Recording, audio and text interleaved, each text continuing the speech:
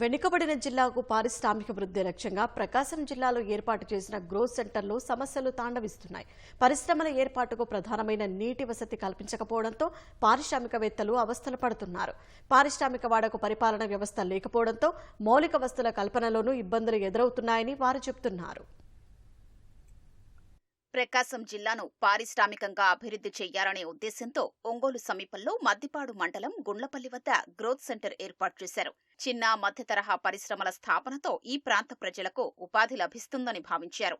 సుమారు 1440 ఎకరాల్లో growth centre ఏర్పాటైంది.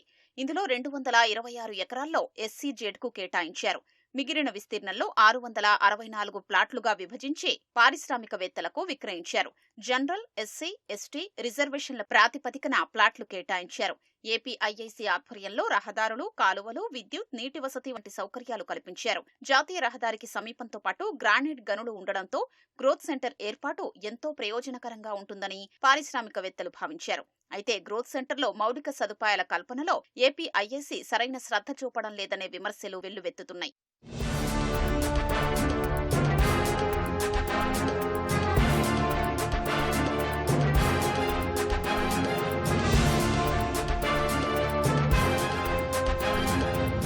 గ్రోత్ సెంటర్లో సుమారు 90 వరకు గ్రానైట్ పాలిషింగ్ యూనిట్లు ఏర్పాటు చేశారు. వీటి నుంచి వచ్చే వ్యర్థాల్ని పారబోసేందుకు డంపింగ్ యార్డు ఏర్పాటు చేయలేదు. వ్యర్థాలు ఎక్కడ పడితే అక్కడ పారబోస్తున్నారు. ఫలితంగా నేల కలుషితం అవ్వడమే కాకుండా వాహనాల రాకపోకలకు ఇబ్బందిగా మారింది. మిగతా పరిశ్రమలకు కాలుష్యంతో ఇబ్బందులు ఎదురవుతున్నాయి. గ్రోత్ సెంటర్ ఆవరణలో 25% మేర పచ్చదనం కోసం చెట్లు పెంచాలి.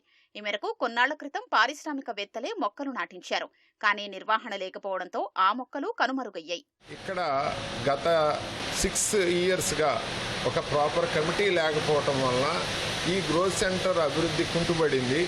దీనివలన ఏంటి లైట్లు వెలక్కపోవటము, రోడ్లు డ్రైనేజీ లేకపోవటము, ఈ వ్యర్థాలు పేరుకుపోవటము, ఇలాంటి సమస్యలతోటి చాలా ఇబ్బందిగా ఉంది. కమిటీ కనుక ఫామ్ చేసినట్లయితే కమిటీ ద్వారా గ్రోత్ సెంటర్ని అభివృద్ధి చేసుకోవచ్చు.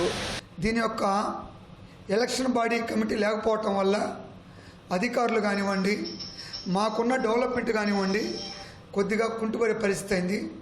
గత 4 ఇయర్స్ నుంచి ట్యాక్స్ కూడా కట్టలేని పరిస్థితి ఉంది.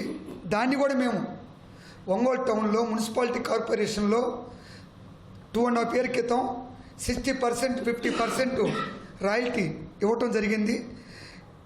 దాన్ని కట్టారు.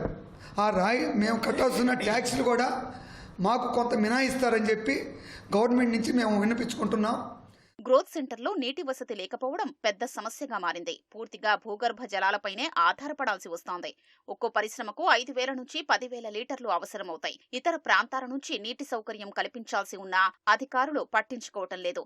సమీపంలోని గుండ్లకమ్మ రిజర్వాయర్ నుంచి గ్రోత్ సెంటర్కు పైపులైన్ల ద్వారా నీటిని మళ్లించాలని పారిశ్రామికవేత్తలు కోరుతున్నారు. గ్రోత్ సెంటర్ అభివృద్ధికి పాటుపడాల్సిన పాలకవర్గం 2019 తర్వాత నామమాత్రంగా మారింది. గత 5 ఏళ్లు ఎన్నికలే నిర్వహించలేదు. 5గురితో కమిటీ ఏర్పాటు చేసి తూతూ మంత్రంగా నడిపిస్తున్నారు. కోట్ల రూపాయల్లో పన్ను బకాయిలున్నా వసూలుపై దృష్టి పెట్టడం లేదు. గ్రోత్ సెంటర్ ఆల్మోస్ట్ ఇప్పుడు వచ్చేసి ఐలా కమిటీ లేనందువలన ఓన్లీ అడ్వైజరీ కమిటీ మీద 6 సంవత్సరాల నుంచి నడుపుతున్నారు. ఐలా కమిటీ మేనేజింగ్ కమిటీని ఎలక్ట్ చేయమని చెప్పి మేము కోరుతా ఉంటే వాళ్ళు ఏదేదో సాకులు చెప్పి పోస్ట్ పోన్ చేస్తూ ఉన్నారు. మేనేజింగ్ కమిటీ ఉంటే ఐలా ఇష్యూస్ అన్నీ కూడా చర్చించి పరిష్కారం అవడానికి అవకాశాలు ఎక్కువ ఉంటాయి. కానీ అధికారులు మేము కొనేది అంటే మేనేజ్ కమిటీని తొందరగా ఏర్పాటు చేసి గ్రోత్ సెంటర్లో ఈ చిన్న చిన్న ఇష్యూస్ ఏమి లేకుండా కూడా షార్ట్అవుట్ చేయమని మేము కోరుతాం.